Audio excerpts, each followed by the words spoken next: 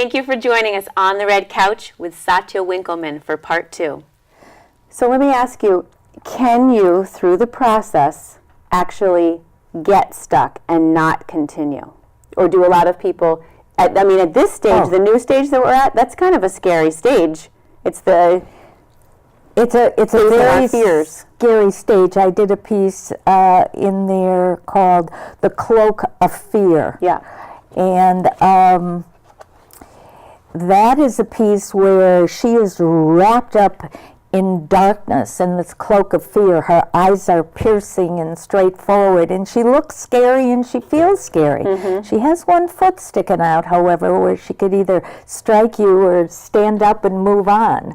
Right. And that is a place where sometimes people get stuck, because to look at ourselves, and this is all about looking ourselves, all about looking at the image we've tried to be. Right. You know, looking at ourselves for real. What is our real truth? Who are we really underneath this cloak of fear and this position that maybe, doesn't serve us anymore? People do get scared, and all of a sudden they'll revert back to their old patterns and beliefs and habits, rather than really being in that phase and saying, okay, this is scary.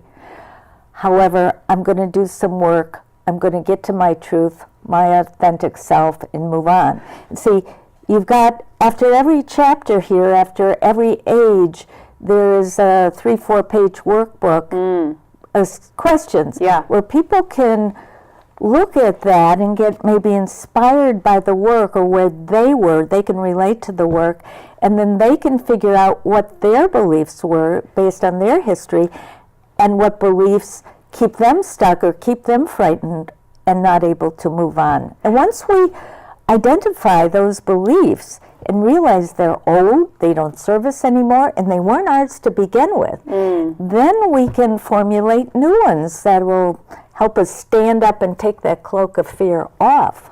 Right. I think the most amazing part of this is that it's kind of hard to know when someone just says, oh, what are your beliefs that have you stuck? Mm-hmm. Well, I don't know, where do you even begin? So it's so helpful to have these pieces to look at. And you said, it doesn't matter what your reaction to is. It you could love it, you could hate it.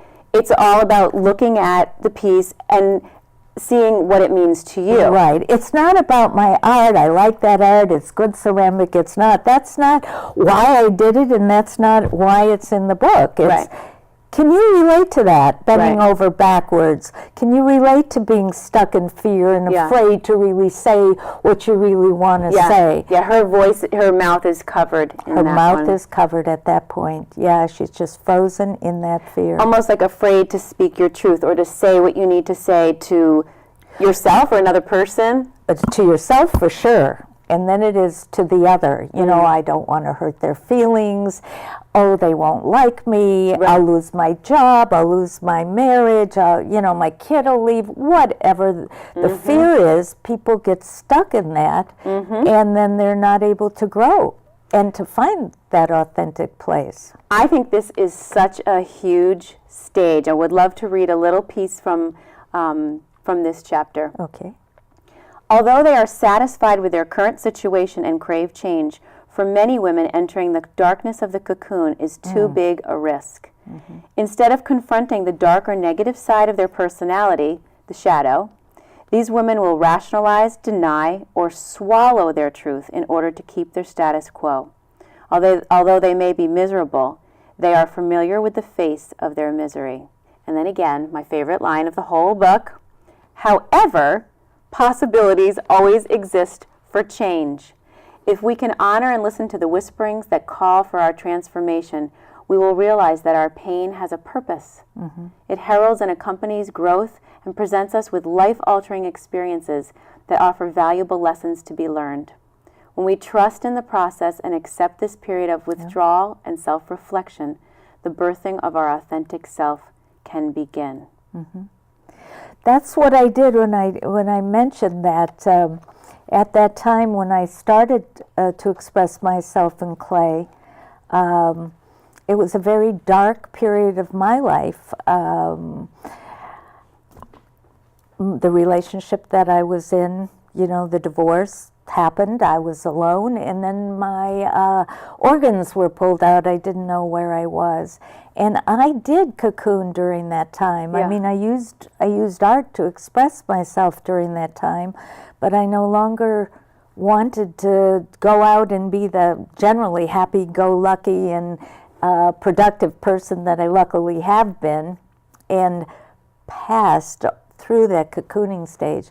And cocooning really, and I have some pieces showing the cocooning stage too that I made during that period. It doesn't really mean you have to totally withdraw from society. You Right. can. I went to classes. I Right. joined my girlfriends for lunch. Yeah. You know, I went to an exercise, but it's a time where you have to get wrapped in yourself, and really a self-evaluation, looking at yourself honestly.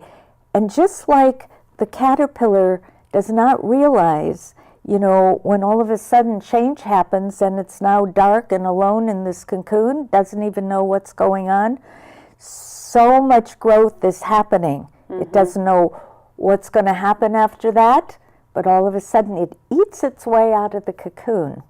Nobody else can do it. The caterpillar has to eat its way out of that cocoon and realize, I can fly. I am new. And that's entering the morphing period. And is part and parcel of that stage that recognition that you are alone, that you have to face and look at your own beliefs? No one else is going to do it for you, unfortunately. Right. Well, again, leaning on his story and having parents and teachers and thinking someone else is going to do it for me. Right. If I can bend over backwards, smile enough, or do the right dance, you know, that someone else will save me, the government or the right guy or whatever it is. Right. And that's not true. Right. And you don't really get that until you've gone through these ages and stages that we come in alone. We have to do personal growth work and find our own authentic selves ourselves. Right. It makes me happy, though, that there are 5 stages. Yes. So once you successfully move through that stage, the 4th stage is maturing. And I love this piece, mothering herself. Mothering herself, right. Well, that piece shows, it's raku, by the way, and so that's all the cracks. It's a process of using actually glass as the glaze and putting it into fire, taking it out when it is red hot, and then I actually waved her in front of a fan and it all, you know, crackles. Ooh. That's called raku. I love that idea. And by that time, when you're at that stage coming out of the fire, and yes, you've got crackles all over you, you know, bumps and nicks of life. Yep. She is a woman that is holding herself. She's filled with breasts. And what I mean by that is not, excuse the pun, titillating, but it is to show that she is still a nurturer, but she is nurturing herself. And that's something that women haven't really been taught very well. And that is how to take all that energy of mothering and fixing and helping others, and how to put it back to themselves, how to nurture ourselves. Right. How to give to ourselves first, how to be ourselves, and that's that stage. And all of this is a process. It takes years to go through this. And as you pointed out before, not everybody, no matter what the age is, gets to that stage. Well, the last stage, matroning, I love this piece. Can you speak about this piece briefly? Nobody's perfect. And again, it's a lot of rear ends in your house, I noticed. A lot of rear ends. Well, it's very interesting. Again, going back to our formation stages, you know, when we were born, how we were handled and needed and formed. My mother, bless her heart, bless her soul, she was wonderful. However, she would say to me all the time, it's such a shame your bottom is bigger than your top. You know, whatever I put on, she would say, too bad, you're so lovely and your bottom is so big. So I always would go around trying to hide my bottom or having a shame, because she'd say, what a shame. And that was a belief system. Again, I was talking about those formation belief systems that we're not even aware of, how that was permeating my existence. So I'd be shamed to turn around, or you wouldn't like me because my bottom is too big. Yep, and we all have things like that. And what only in the maturing phase, when we really have gone through life and have started to love ourselves and accept ourselves just exactly how we are, bumps, bruises, big behind, knocks, whatever, do we finally get is what I'm after, what we're all after is self-acceptance. But not one day I'll, but self-acceptance of exactly who we are now. And that's why I made all of these pieces, including Nobody's Perfect, after loving myself, is to show that nobody's perfect. Perfect just lives in the dictionary, to tell you the truth. And what perfect is realizing I'm okay just how I am. And that's a new belief system. I like that one. I wish that for all of us. Yes. What if you had one secret to living a happy and successful life? What would it be, Satya? That's a good question. Years ago, maybe 35, 40 years ago, I attended a personal growth workshop in Philadelphia, where I'm from. And they asked us to write on a 3x5 card our intention for life. Why do we get up each morning? I still have that card. It's all faded, but I've saved it with me all of these years. And it says, to become all I can be and to provide the stage for others to do the same. And that's exactly true for me today. And it doesn't matter if I wake up and I have a headache or the day is gray or what's going on outside. It's like to be all I can be today. So even today, even though I've had a long career and I'm semi-retired now, I'm doing improv comedy, at Florida Studio Theater. So, because it's new and different and it's more of all I can be.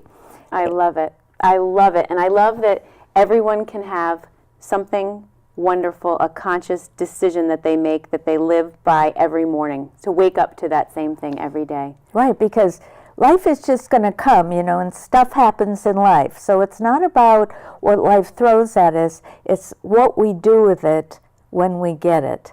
Satya, this is amazing.